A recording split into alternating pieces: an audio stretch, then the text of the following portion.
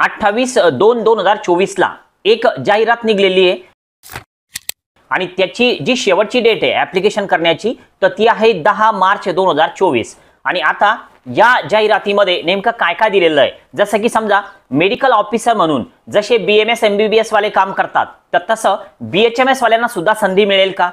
Second नंबरचा question, जर समजा संधी मिळाली तर गव्हर्नमेंट जॉब आहे तर मग सॅलरी किती मिळेल, जे MBBS वाले सॅलरी घेतात जे BMS वाले सॅलरी घेतात त्याच पद्धतीने सॅलरी असेल का की काही त्यामध्ये थोडंफार कमी असेल, तर हे सगळं सविस्तर या व्हिडिओमध्ये आपण बघूया।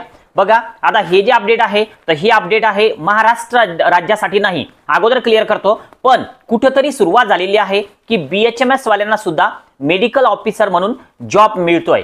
तर ही जी सुरुवात आहे तर ही आपल्याला ही जाहिरात जी आहे तर ही जाहिरात दिसते केरळ या राज्याची।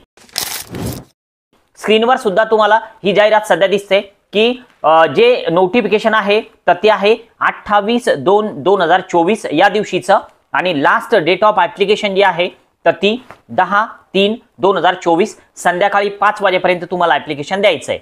आता सहज एक प्रश्न मनामध्ये असा येतो की जर BHMS झालं तर आपल्याला गव्हर्नमेंट जॉब मिळतो का, तर त्याचाच उत्तर या व्हिडिओमध्ये आपण सध्या बघतोय। आता बघा हे टेबल, कंटेंट ऑफ टेबल नेमका काय दिलेलं आहे, डिटेल्स, पोस्ट डिटेल्स।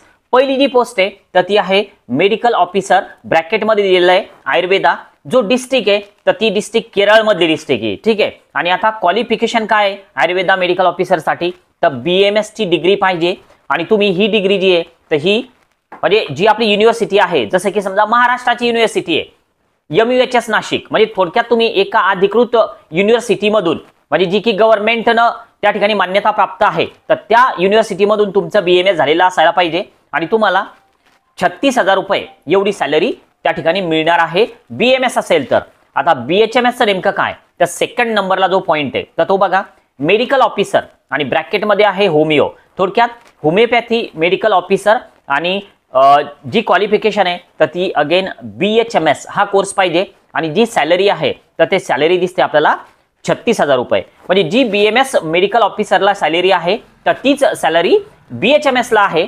आणि हे जे PDF आहे तर हे PDF आपल्याला 28/2/2024 ला या ठिकाणी पब्लिश झालेलं दिसतं आणि जी वेबसाईट आहे तर ती वेबसाईट सुद्धा या PDF मध्ये दिलेली आहे। बघा तुम्हाला स्क्रीनवर दिसतं www.cmd.kerala.government.in या वेबसाईटवर या ठिकाणी तुम्हाला ऍप्लिकेशन द्यायचं आहे।